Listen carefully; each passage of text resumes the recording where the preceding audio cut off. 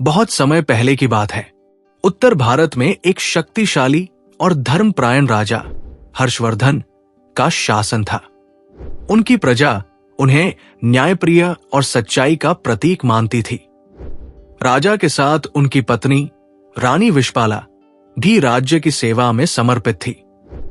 रानी अपनी बुद्धिमत्ता और साहस के लिए प्रसिद्ध थी।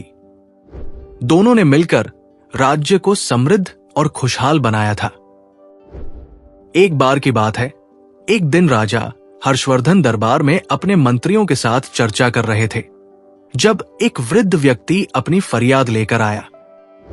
महाराज, मेरी जमीन पर मेरे पड़ोसी ने अवैध कब्जा कर लिया है। कृपया मुझे न्याय दिलाएं। राजा ने तुरंत अपने सिपाहियों को आदेश दिया कि मामले की जांच की जाए। धर्म के मार्ग पर चलना ही मेरा कर्तव्य है। सत्य की स्थापना के लिए मैं हर संभव प्रयास करूंगा। कुछ दिनों बाद राजा के पास यह सूचना आई कि वृद्ध की बात झूठी थी। उसने लालच में आकर यह झूठी फरियाद की थी। राजा को यह सुनकर बहुत दुख हुआ। उन्होंने दरबार में घोषणा की, जो भी व्यक्ति झूठ बोलकर न्याय प्रणाली का दुरुपयोग करेगा, उसे कठोर दंड मिलेगा। सत्य और धर्म की रक्षा करना मेरा प्रथम कर्तव्य है। रानी विशपाला, जो राजा के निर्णयों में हमेशा सहयोग करती थी, ने कहा, महाराज, सत्य की राह कठिन होती है, लेकिन यह हमारे राज्य की नींव है। हमें यह सुनिश्चित करना चाहिए कि भविष्य में कोई भी झूठ बोलने का साहस न करे। एक दिन राजा के दरबार में एक महिला आई, जो रोते हुए कह रही थी कि उसके पति को गलत तरीके से जेल में डाल दिया गया है।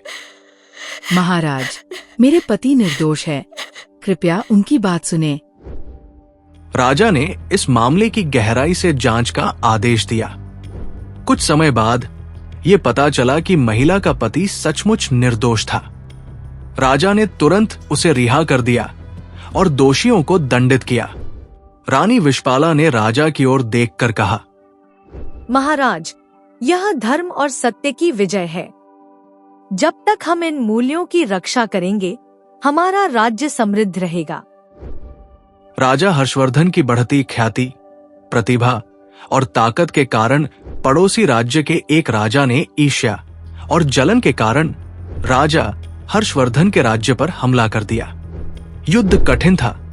युद्ध भूमि पर दोनों राज्य के राजाओं ने अपनी अपनी विकराल सेना लेकर एक दूसरे के सामने आ खड़े हुए और दोनों पक्ष में घमासान युद्ध हुआ, जिसमें राजा और रानी ने मिलकर इसे युद्ध को जीत लिया।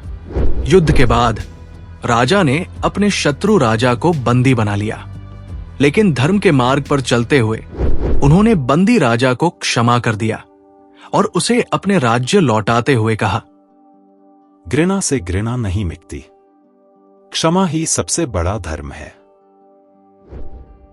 इस निर्णय से रानी विशपाला अत्यधिक गर्वित हुई और कहा, आपने धर्म और सत्य की जो मिसाल पेश की है, वह आने वाली पीढ़ियों के लिए प्रेरणा बनेगी। राजा हर्षवर्धन और रानी विशपाला की ये कहानी धर्म और सत्य की अद्भुत मिसाल है। उन्होंने अपने शासनकाल में ये सिखाया कि न्याय, सत्य और धर्म के बिना कोई भी राज्य स्थिर नहीं रह सकता। सत्य वह प्रकाश है जो अंधकार को मिटा देता है। धर्म वह मार्ग है जो हमें सच्ची मानवता की ओर ले जाता है। राजा हर्षवर्धन और रानी विशपाला की ये कहानी आज के समय में भी प्रासंगिक है। यह हमें याद दिलाती है कि चाहे कितनी भी कठिनाइयां क्यों ना आए, सत्य और धर्म के मार्ग पर चलने से ही दीर्घकालिक सफलता और शांति प्राप्त की जा सकती है। इस प्रकार ये कथा केवल एक ऐतिहासिक संदर्भ नहीं है, बल्कि मानवता के लिए एक गहरी सीख है। राजा हर्षवर्धन और रानी विशपाला की ये कहानी आपको कैसी लगी? आप हमें कमेंट में अपनी राय जरूर दें और ऐसी ही रोचक, मनोरंजक और प्रेरणादायक कहानी और कथा के लिए हमारे चैनल दादी माँ की कहानियों को लाइक और सब्सक्राइब शेयर जरूर करें। साथ ही यदि आपकी दादी या नानी ने आपको इसी तरह की रोचक और प्रेरणादायक कहानियां सुनाई हैं, तो वो कहानी हमें जरूर शेयर करें हम कोशिश करेंगे कि उस पर भी एक वीडियो लेकर आए। तो मिलते हैं दादी माँ की अगली कहानियों में, तब तक के लिए नमस्कार।